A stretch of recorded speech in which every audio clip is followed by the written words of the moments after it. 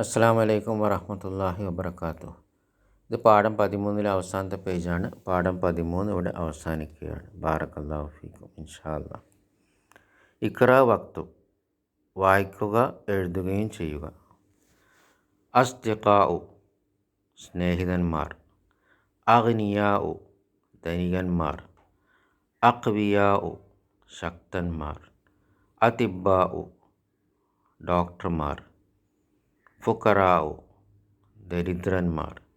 ജുമലാഉ, മന്ത്രിമാർ. ജുമലാഉ, സഹപാഠികൾ. വുസറാഉ, മന്ത്രിമാർ.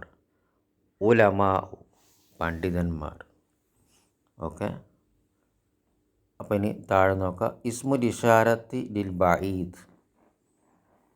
അൽ മുഫ്രദ് കൊടുത്തിട്ടുണ്ട് ഏകവചനം, അൽ ജമ്മ് കൊടുത്തിട്ടുണ്ട് ബഹുവചനം. അപ്പോൾ അൽ മുഫ്രദിലെ അൽ മുസക്കർ പുല്ലിംഗം എന്താ? ദാലിക ത്വാലിബുൻ. അൽ മുഫ്രദ് പുല്ലിംഗം ദാലിക ത്വാലിബുൻ. അതിൻ്റെ ബഹുവചനം എന്താ? അൽ ജമ്മ ഉലായിക തുല്ലാബു. ഉലായിക തുല്ലാബുൻ. ഉലായിക തുല്ലാബുൻ. ദാലിക ത്വാലിബുൻ, അവൻ അതൊരു വിദ്യാർത്ഥിയാണ്. ഉലായിക തുല്ലാബുൻ, അവർ വിദ്യാർത്ഥികളാണ്. ദാലിക മുബ്തദഉൻ മർഫൂൻ, ത്വാലിബുൻ ഖബറുൻ മർഫൂൻ. ഉലായിക മുബ്തദഉൻ മർഫൂൻ, തുല്ലാബുൻ ഖബറുൻ മർഫൂൻ. ഇനി അതിൻ്റെ മുഅന്നസ് നോക്കുക. അൽ മുഅന്നസു സ്ത്രീലിംഗം. തിൽക ത്വാലിബത്തുൻ, അതൊരു വിദ്യാർത്ഥിനിയാണ്. തിൽക മുബ്തദഉൻ മർഫൂൻ, ത്വാലിബത്തുൻ ഖബറുൻ മർഫൂൻ. ഇനി അതിൻ്റെ ബഹുവചനോ? ഉലായിക ത്വാലിബാത്തുൻ, അവർ വിദ്യാർത്ഥിനികളാണ്. ഉലായിക മുബ്തദഉൻ മർഫൂൻ, ത്വാലിബാത്തുൻ ഖബറുൻ മർഫൂൻ. അപ്പോൾ മുദക്കറാകുമ്പം ഏകവചനമാണെങ്കിൽ ദാലിക, മുഅന്നസാകുമ്പോൾ ഏകവചനമാണെങ്കിൽ തിൽക, ബഹുവചനാകുമ്പം മുദക്കറായാലും മുഅന്നസായാലും ഉലായിക. ഓക്കെ, ബാറക്കല്ലാഹു ഫീക്കും. ഇനി മുഹമ്മദുൻ ദഹബ, മുഹമ്മദ് പോയി. അതിനെ ബഹുവചന ആക്കുക എങ്ങനെയാണ്? അപ്പോൾ 2-3 പേരുകൾ വേണം. 2-ൽ കൂടുതൽ പേര് വേണം ജമ്മാക്കാൻ, ബഹുവചനാക്കാൻ. 2-ൽ കൂടുതൽ പേര്. അൽ മുഫ്രദ് ഏകവചനം, അൽ ജമ്മ് ബഹുവചനം. അൽ മുസന്ന ദ്വിവചനം. അറബിയിൽ ദ്വിവചനമുണ്ട്, 2 ആളുണ്ടെങ്കിൽ. അപ്പോൾ 2-ൽ കൂടുതലായാലാണ് അൽ ജംഉ. അപ്പോൾ മുഹമ്മദുൻ ദഹബ, അതിനെങ്ങനെ ബഹുവചനാക്കാം? മുഹമ്മദുൻ വ ഹാമിദുൻ വ അലിയുൻ ദഹബു. അപ്പോൾ ദഹബനെ ബഹുവചനാക്കണമെങ്കിൽ ദഹബു. ദഹബ, അവൻ പോയി. ദഹബ, അവർ 2 പേർ പോയി. ദഹബു, അവർ കുറേ പേർ പോയി, പുരുഷന്മാർ. ഇനി സ്ത്രീയാണെങ്കിലോ? മറിയമു ദഹബത്ത്, മറിയം അവൾ പോയി, മറിയം പോയി. അതിനെ ബഹുവചനം എങ്ങനെയാക്കുക? 2-ൽ കൂടുതൽ സ്ത്രീകൾ വേണം.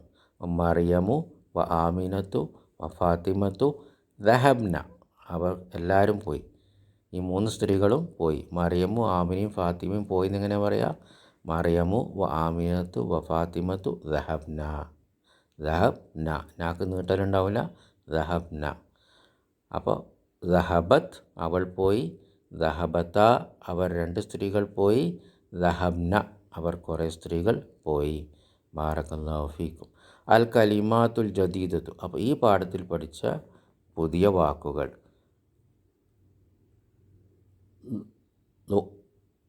ലുഐഫുൻ, ലഈഫുൻ, ലഈഫുൻ അല്ലെങ്കിൽ ലഈഫത്തുൻ സ്ത്രീയാണെങ്കിൽ. പുരുഷനാണെങ്കിൽ ലഈഫുൻ, സ്ത്രീയാണെങ്കിൽ ലഈഫത്തുൻ.